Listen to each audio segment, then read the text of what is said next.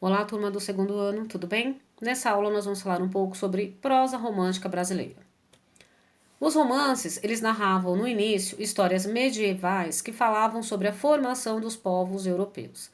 Neles apareciam os cavaleiros, donzelas com suas virtudes e seus valores religiosos. Já no início do século XIX, o romance passou a ser a expressão do mundo burguês, representando os valores defendidos por essa classe dominante, né? No Brasil, o índio ocupou o lugar do cavaleiro medieval para representar a bondade, a pureza, né, o herói. Então, durante o século XIX, os autores românticos do Brasil desenvolveram três temas em seus romances. O primeiro, indianista. É o tipo de romance que idealizava a vida do índio, né, em relação à terra e aos colonizadores portugueses. O histórico, ele retratava o passado histórico brasileiro. O regional é o tipo de romance que procurava nos mostrar de maneira idealizada a vida do homem no campo e os seus valores e costumes. E o urbano, ele relatava como era o gosto, né, da burguesia na época. Ele focava essa parte do cotidiano burguês. Alguns autores aí da prosa romântica no Brasil. Joaquim Manuel de Macedo. Vocês conhecem, que é o autor de Moreninha, onde Augusto se apaixona por Moreninha, né? E no final do livro, ele teve que escrever sobre o romance. Manuel Antônio de Almeida escreveu Memórias Sargento de Milícia, onde Leonardinho é abandonado aos 7 anos pelos pais e é criado pelo seu padrinho, que acaba falecendo quando o menino completa 21 anos.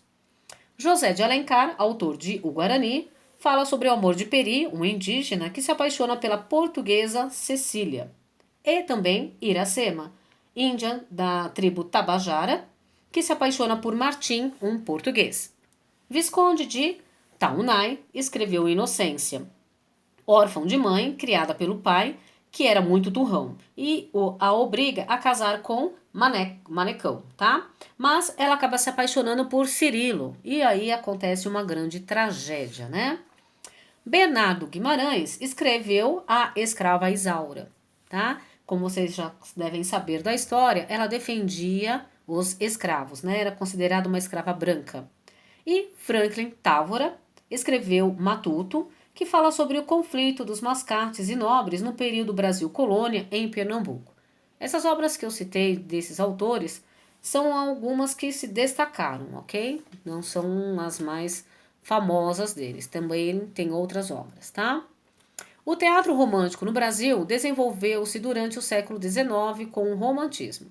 A primeira peça romântica brasileira, escrita por Gonçalves de Magalhães, foi Antônio José, ou também conhecida como O Poeta e a Inquisição. Além de Gonçalves de Magalhães, também escreveram peças de teatro José de Alencar, Álvares de Azevedo e Gonçalves Dias. Mas, no entanto, foi Martins Pena quem popularizou o teatro nacional. E uma das suas peças foi O Noviço, que fala de Dona Florência, que é uma viúva rica, mãe de dois adolescentes, né? Emília e do garoto Juca, de 9 anos. Ok?